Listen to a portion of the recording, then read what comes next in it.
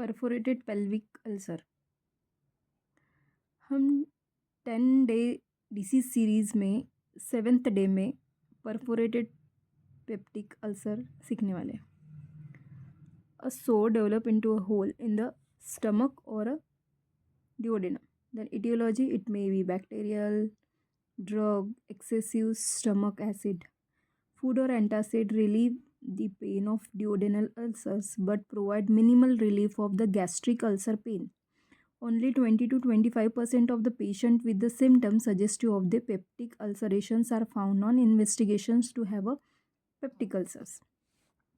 Then history, H. pylori infection, ingestions of NSAIDs, smoking.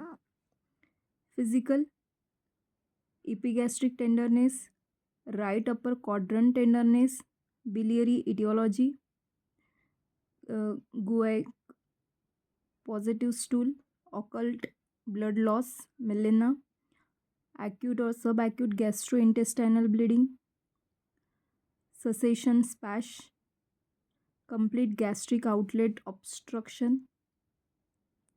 Signs and symptom, epigastric pain most common, gnawing or burning sensation after meal, pain often at night, pain in a daily pattern, pain with radiation to the back, posterior penetrating and complicated by the pancreatitis.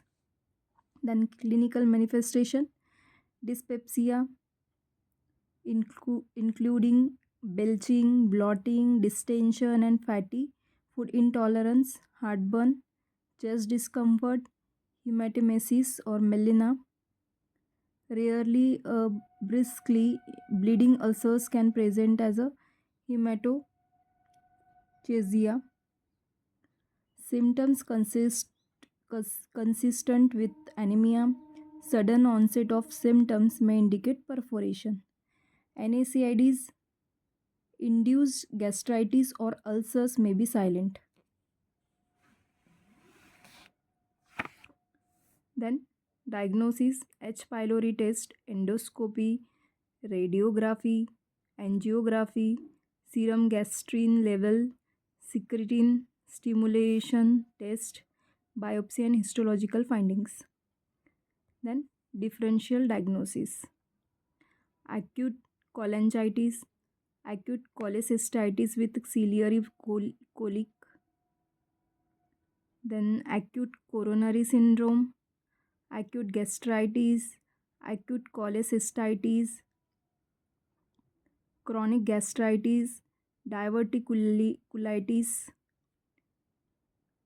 emergent treatment of gastroenteritis, esophageal rupture and tear, esophagitis, gallstone, gastroesophageal reflux disease, inflammatory bowel disease, gastroenterology, bleeding or anemia, early satiety, unexplained weight loss, progressive dysphagia, recurrent vomiting, family history of gastrointestinal cancer, treatment, NPO, IV fluid, analgesic and antibiotic, early surgical intervention.